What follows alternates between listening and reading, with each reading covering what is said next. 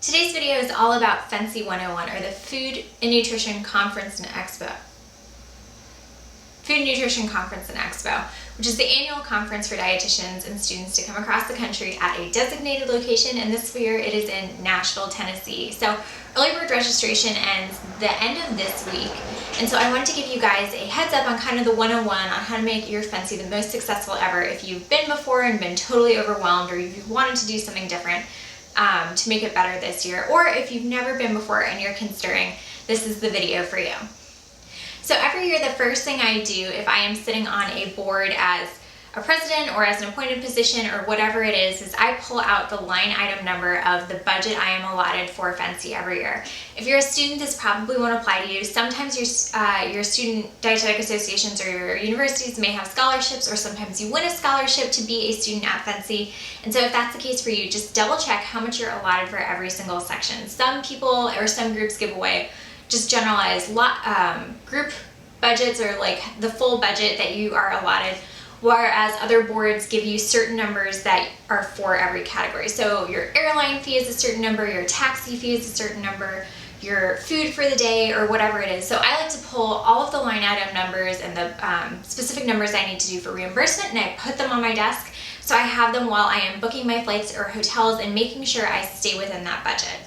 The next thing you want to do is book your hotel or Airbnb immediately. I think it is the most frustrating thing to be kind of waffling over it, still thinking you're super ahead of the game, and then even 4 months before FNCE, all of the hotel rooms are booked. And so I've been lucky enough as a speaker the past 2 years to have early registration for hotels, so I've never really had to worry about that. But I remember the first year I attended, I thought I was still super in the clear, and the hotels were just completely booked, and it was so frustrating. And I've seen a lot of people say that they are having the same problem this year in Nashville. So first thing you want to do is book your hotel super far in advance. You can always cancel. You can always decide to room with someone later and kind of like conjoin your rooms, or like pick which room you like better. But the point is, you have to find a place to stay as soon as possible, and you can always change your reservation. When picking a hotel, I really like to stay as close to the conference center or at the headquarter hotel if possible. For me, it's not so much about being at the headquarter hotel. That doesn't really matter, but it really makes it easier when you are running around from event to event, or if you need to be somewhere. A lot of the events are held close to the conference center or close to the main headquarters. So to kind of reduce the number of Ubers I need to take, or the amount of walking time, I really try and get as close as possible. I think there are a lot of cool opportunities for Airbnbs and like really cool boutique hotels that I wish I could stay in, but FNCE for me is not the place to do that, because I'm so exhausted and I'm running so fast from place to place. I just need a place that's very centralized that I can like conk out for the night and then be up and at it at 6 a.m. again. If you're pretty positive you're going to FNCE, make sure you get the early bird registration. It usually ends a few months out, like 2 months out. So for us, it's August 21st that it is going to end for the 2015 year. So save yourself some money, or save your organization some money, and book early.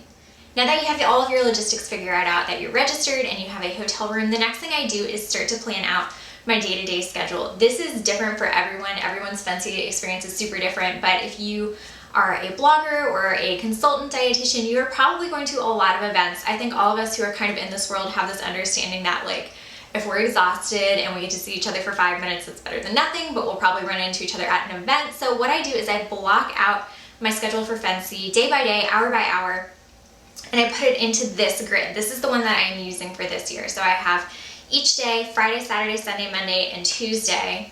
Wow, that's a long time. Friday, Saturday, Monday, and Tuesday.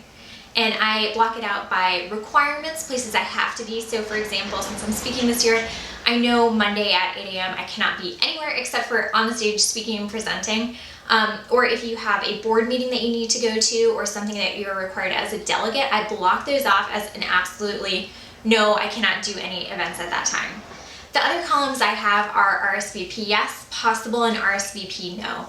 So I like to keep track of companies that have invited me to events, or organizations that have invited me to events, even if I can't go, or even if I say no, so I can send them another email and say, thanks again, sorry I couldn't connect with you during your event. Do you have time to meet up at your booth at FNCE, or is there another time I can connect with you to just check in and say hi? Because all of us are so spread out, and it's pretty rare, unless there's an event in your city at a PR organization or something, that you get to see all of these really great dietitians and media people that work in the field. So I try and really make an effort, and I keep track of that through my RSVP no or possible column. So I also like to put the dates that the RSVP is due by.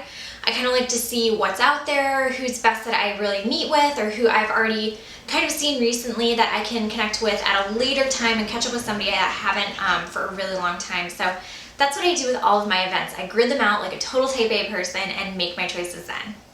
When I see what I've RSVP'd yes and no to and where I have space, if any, I reach out to a lot of my friends that I don't get to see because we live on opposite coasts. So I like to just send an email, say I'm getting in early, come have lunch with me, do you have time for coffee at the airport? I really like to connect with people face to face if I ever have the chance, and FNCE is the perfect place to do that, especially with people who understand that your schedule is pretty crazy, their schedule is crazy, so even 5 minutes to hug, say hi, maybe grab a quick cup of coffee before we run to the next place is absolutely key.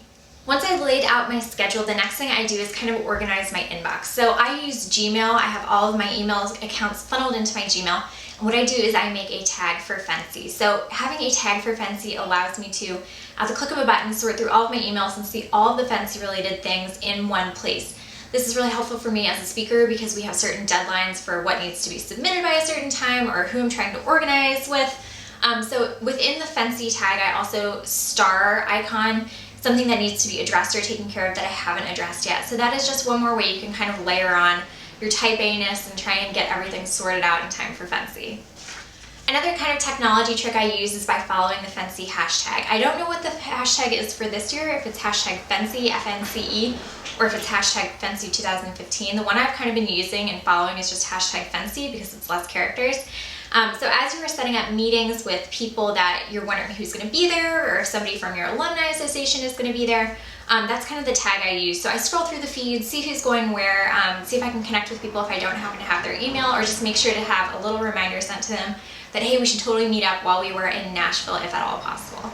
Right before FNCE, what I really like to do is get as much as possible done to function for my business while I am out of the office at FNCE. So for me, because I am there from Friday to Tuesday, it's a huge chunk of time, and nothing is worse for me than honestly coming back to a super full inbox or things that really need to be turned around quickly. So on my whiteboard in my office, I have a running list of sponsored posts or things that are kind of due that need to be done, and I make sure all of them are done for up until the deadline of FNCE, but also like a week after FNCE. I really try and give myself some time to recuperate because I'll probably get sick after just running nonstop for those next few days at FNCE. But I try and give myself some leeway, and that's one of the ways I do it. Beyond that, right when you are about to go out of the office, I always set up an out-of-office email just to let people know that, hey, if you're emailing me and it's an emergency, call me by my phone or text me on my phone if you have my phone number. And if you don't have my phone number, there's probably a reason why, and it can probably wait. So I just like to give people the heads up that I am going to be out of the office, that I am basically unreachable, but if it's an emergency, there is a way to contact me. I also like to let clients know, or any brands I'm working with, kind of around that time, that I am going to be out of the office and pretty much unreachable. So if they have anything, to please let me know as soon as possible before I step out of the office, or to give them my phone number to let them know that they can reach me there. So that last little bit of the journey after you have set everything up and you're getting ready to go is all about packing. I try at all times to carry a small suitcase, something on carry-on, because there's nothing worse than having all of your stuff just gone. That's something else I don't want to deal with. I just want to have all of my stuff in one place. And so the way I do that is by streamlining my packing. I usually wear business casual dresses. They're usually all sheath dresses that can be just jazzed up by wearing the same pair of shoes but just super different jewelry, because a lot of people, that's the first thing they're seeing. They're seeing an accessory, a bag, a scarf, earrings, something like that, and that's a really easy way to save a lot of space. If you're doing separates, I like to have 1 or 2 pairs of pants that can function between what you're going to travel in and what you're going to do a casual meeting in. And lastly, when it comes to shoes, don't go for spike heels unless they are for the evening and you know you're going to be taking an Uber. There is nothing worse than having your feet hurt, so get a stacked chunky heel, or buy flats, or buy boots, but for the love of God, don't be running around in stilettos, because you are going to just hate every second of it, and FNCE is going to be the worst for you.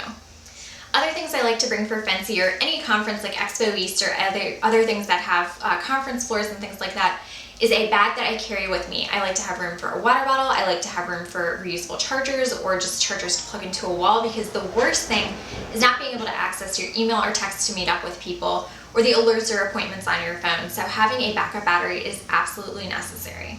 The last little bit of advice is to be flexible and have fun. There's nothing worse at FNCE than just being completely stressed out and away from home and trying to meet all of these different things. So I try my hardest to keep all of the arrangements I made, but I know sometimes plans go awry, things get canceled, people get sick, so I try and be really flexible and have fun. FNCE is really the one time of year that we are all able to come together. There are thousands of us in the same city, which is crazy, but I also want to make sure that I get to see the city itself. Some people stay a few days after FNCE or a few days before FNCE to really get a feel of the city, and so for me, I am coming to Nashville a few hours early, basically like the morning of the day that I need to be there for an evening event. And so my goal is to kind of see the city, ask people who live in Nashville what the must-sees are, and of course where I have to eat. Because at FNCE you're going to a lot of cocktail parties or dinner events, and so I want to eat the real Nashville food. So one of my hit places is I have to go to Husk, which is Sean Brock's Nashville restaurant. So if you are in that same boat, let me know where you are going, let me know what you're packing and where else I have to see in Nashville. For those of you I will see in Nashville, I'm so excited and I can't wait to meet up with you. I also wanted to let you guys know that my session is going to be on personal branding, and it's going to be Monday morning at 8 a.m. I don't know the room time yet, but if you follow my blog or just the Twitter, I will let you guys know as soon as I know, and I hope to see you there.